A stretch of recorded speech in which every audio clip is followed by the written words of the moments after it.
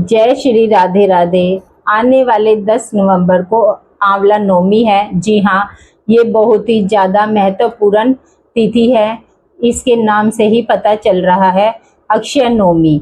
यानी इस दिन जो भी हम सत्कर्म करेंगे, जो भी कर्म करेंगे, चाहे वो अच्छा हो या बुरा कर्म हो, सब अक्षय होने वाला है। तो आइए हम लोग इसके बारे में और जानते हैं कि हमारे शास्त्र इस तिथि के बारे में क्या कहते हैं। देखिए, नारद पुराण के अनुसार कार्तिक शुक्ल नवमी में अक्षया 7 प्रकृति किए थे। ये पूरा श्लोक है। इसका अर्थ मैं आपको बताती हूँ कि कार्तिक मास के शुक्ल पक्ष में जो नवमी तिथि आती है उसे अक्षय नवमी कहा जाता है।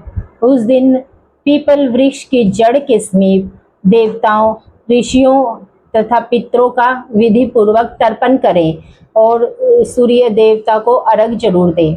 अगर आपको तर्पण करना श्राद्ध में नहीं करना होता, ये इसमें अमावस्या पर भी तर्पण किया जाता है और जो पुण्यदायी तिथियां होती है उनमें भी तर्पण किया जाता है। आप लोग ये मत सोचिएगा कि कुछ नहीं, हमने तर्पण कर दिया श्राद्धों में। शास्त्र हमारे आज्ञा देते हैं कि पुण्यदायी तिथियों पर भी तर्पण कीजिए। जो लोग तर्पण करते हैं ना, उनके घर में पितरों का दोष खत्म हो जाता है। यानी जो पितृ दोष होता है वो खत्म हो जाता है। ग्रह जो उत्पात मचाते हैं हमारे जीवन में, वे पितृ तर्पण से खत्म हो जाते हैं। पितृ तर्पण का इतना ज़्यादा महत्व होता है। तो इस दिन नारद पुराण में वर्णन है कि इस दिन पीपल के वृक्ष के पास तर्पण करना चाहिए। तर्पण का वीडियो लिंक मैं आपको डिस्क्रिप्शन में दे दूंगी, आप उसे पहले ही देख लेना।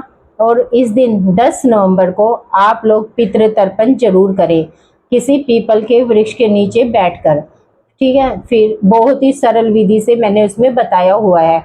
अब आगे हम सुनते हैं। सूर्य देवता को अर्घ दे, तत्पश्चात ब्राह्मणों को मिष्टान भोजन करवाकर दक्षिणा दे और फिर स्वयं भोजन करे। वहाँ पर ब्राह्मण आपको मिल जाए तो उनको भोजन प्रसादी दे। अगर भोजन प्रसादी की व्यवस्था नहीं कर सकते तो कुछ दान दक्षिणा अवश्य दे। फिर उसके बाद आप भोजन करें। यानी पितृ तर्पण करना, दान देना, फिर भोजन करना।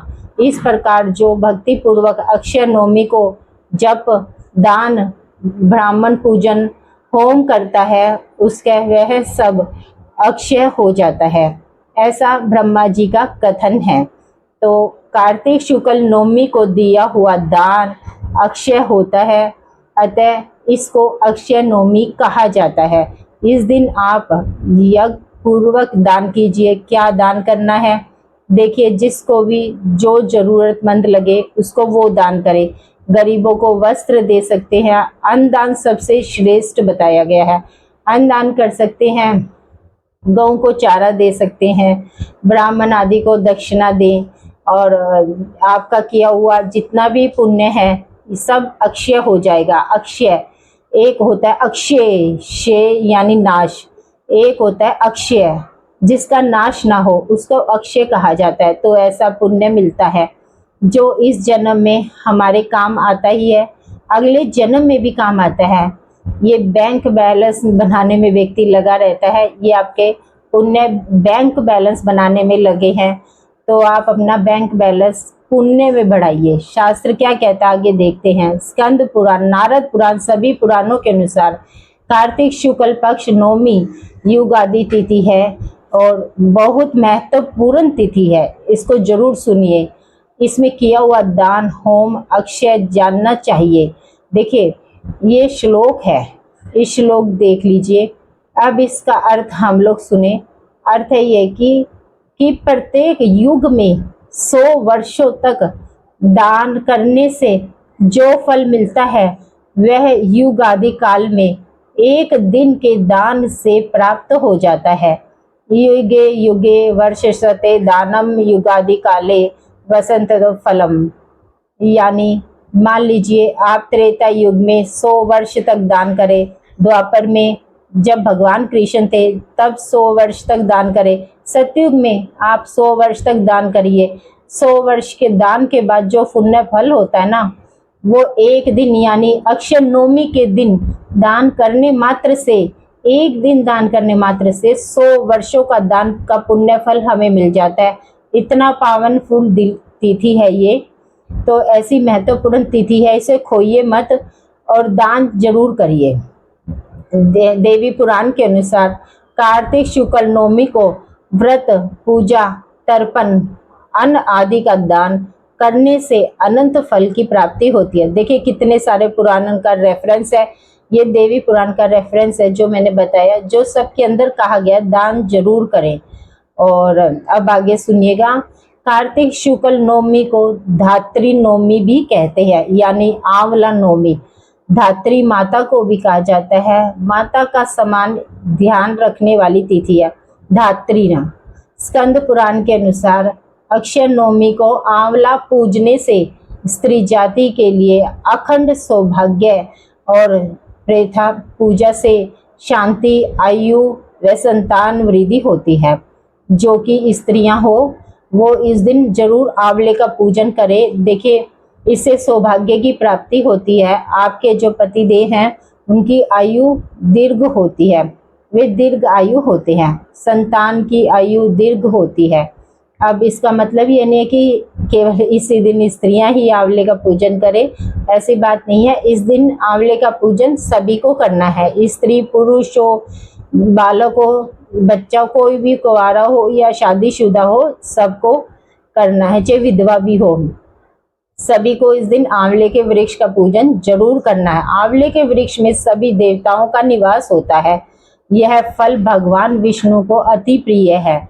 संकलन करके बता रहे हैं कि जो आंवले का वृक्ष की उत्पत्ति 2 पुराण मैंने पढ़े हैं, दोनों में अलग अलग है, एक काल भेद से। ये जो भेद बताया गया है एक कि आंवले की उत्पत्ति भगवान विष्णु जी से हुई है। अक्षय नवमी के दिन अगर आंवले की पूजा करें तो आंवले की वृक्ष के नीचे बैठकर भोजन बनाना, खाना संभव नहीं हो तो इस दिन आंवला जरूर खाना चाहिए। और देखिए अगर संभव हो तो आंवले के वृक्ष के नीचे भोजन कीजिए, अगर संभव नहीं हो तो आंवले के वृक्ष के नीचे बैठकर केवल आंवले का भी सेवन कर सकते हैं। यदि वृक्ष आपको नहीं मिले तो घर पर भी आप आंवले का सेवन कर सकते हैं, इतना तो आपको जरूर करना चाहिए।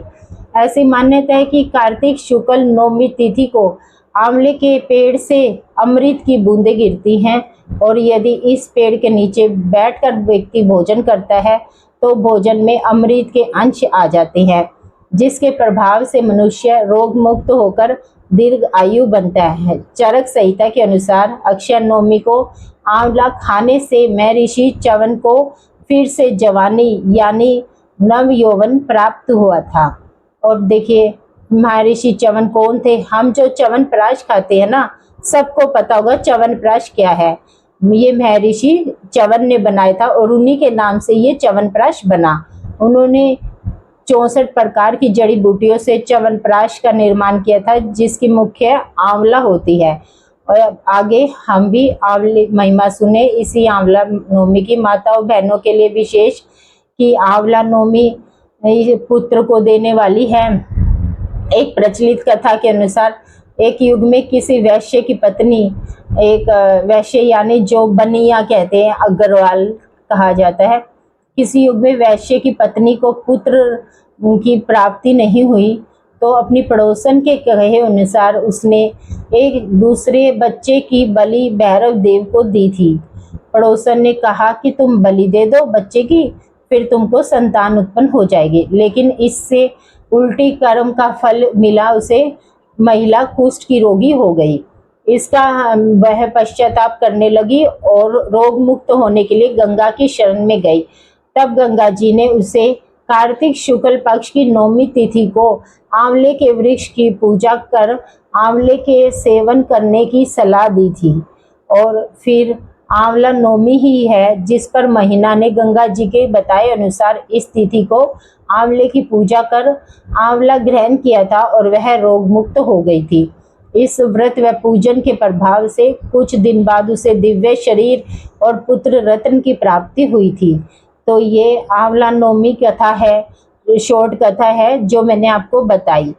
देखिए आंवला नवमी के दिन माताएं बहनें सुबह स्नान ध्यान करके आंवले के नीचे बैठ जाना, वृक्ष के नीचे पूर्व दिशा की तरफ मुंह करके बैठे और फिर उसके बाद वृक्ष की जड़ों में दूध डालना, जल से सींचना और फिर कच्चा सूत लपेटना, रोली चावल धूप दीप आदि से वृक्ष की पूजा करें और फिर 7, 21, 51, 108 परिक्रमा जरूर करें। 108 परिक्रमा की मान्यता ज़्यादा है देखिए, लेकिन ये परिक्रमा मैं भी करती हूँ, हर वर्ष करती हूँ कार्तिक के महीने में, और ये सभी को ही करनी चाहिए। आंवले के वृक्ष के नीचे बैठकर आंवले का पूजन और आंवले की परिक्रमा और आंवले का सेवन, और आंवले के वृक्ष के नीचे ही बैठकर भोजन करें अगर हो सके तो। और इस दिन शाम के समय संध्या में आंवले के वृक्ष के नीचे दीपदान अवश्य ही करें। दीपदान दिन में भी गरीबों को भोजन कराएं, संत महात्माओं को भोजन कराएं और जितना हो सके दान करें, जितने धन संपत्ति हो तो, अथवा हमारे पास समय हो तो उनकी सेवा कर ले, ये भी एक दान ही है।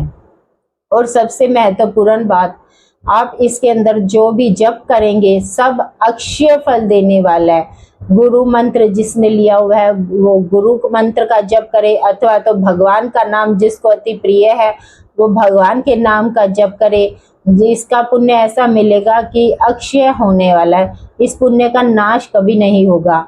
ये अक्षय आंवला नवमी की महिमा, ये 10 तारीख को, 10 नवंबर को, तो ये मैंने इसका पूजन विधि भी आपको बता दी है।